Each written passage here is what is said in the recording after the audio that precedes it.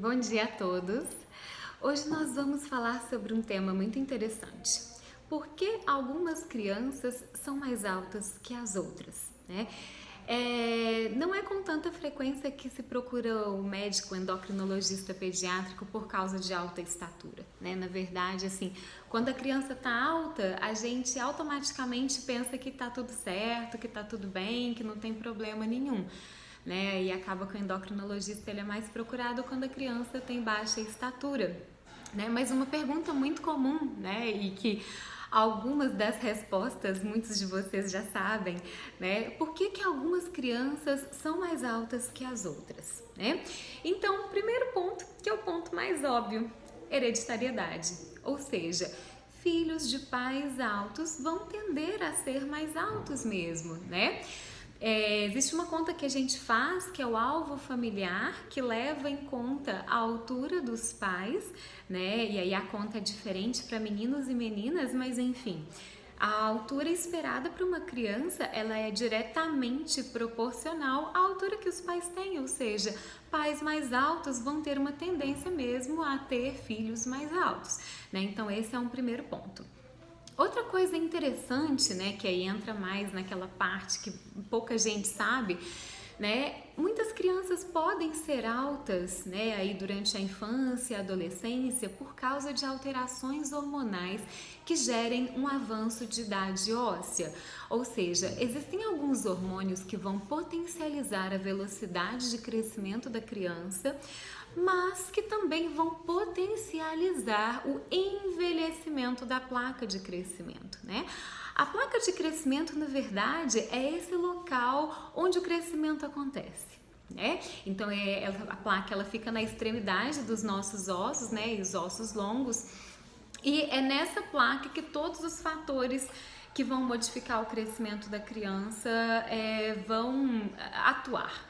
Tá certo? Então, existem alguns hormônios que podem ser produzidos em excesso durante a infância, às vezes até numa hora que não deveriam estar sendo produzidos, e esses hormônios vão atuar na placa de crescimento, favorecendo o crescimento, mas também favorecendo o envelhecimento dessa placa. Ou seja, isso vai fazer com que a chamada idade óssea avance. O avançar da idade óssea na criança a gente verifica através de um raio-x da mãozinha, né? Geralmente é a mão esquerda que a gente usa para verificar esse avanço.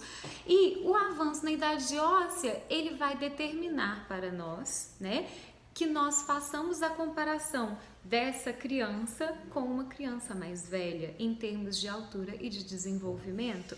Ou seja, meu filho tem 8 anos, mas tem idade óssea de 10, eu tenho que compará-lo com crianças de 10 anos, não com crianças de 8, em relação a crescimento, em relação à estatura, né, por exemplo.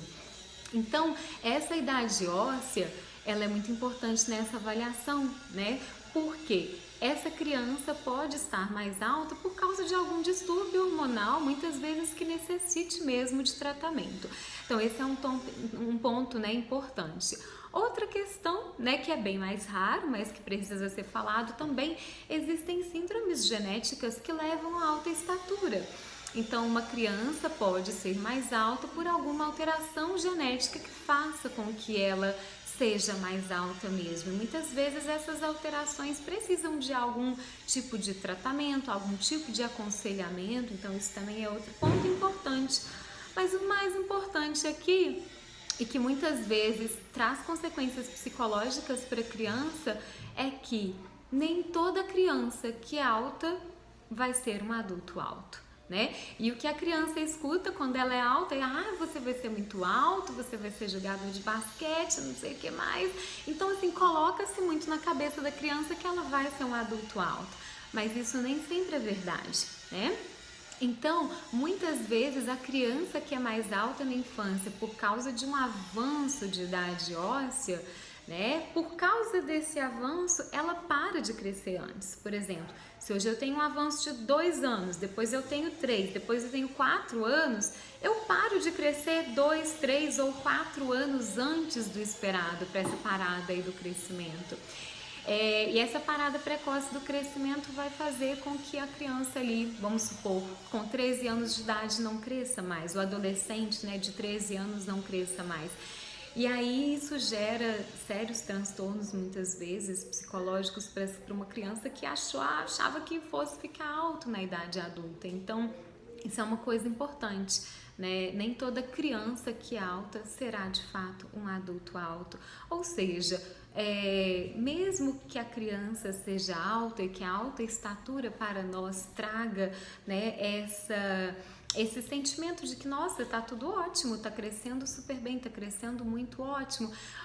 A maioria das vezes a gente precisa verificar, né? Então, assim, principalmente se não é uma alta estatura familiar que a gente chama, que é o que a criança é alta porque os pais são altos, né? A alta estatura, ela precisa ser também avaliada, assim como a baixa estatura, certo? Então, esse é o nosso recado de hoje. Um abraço.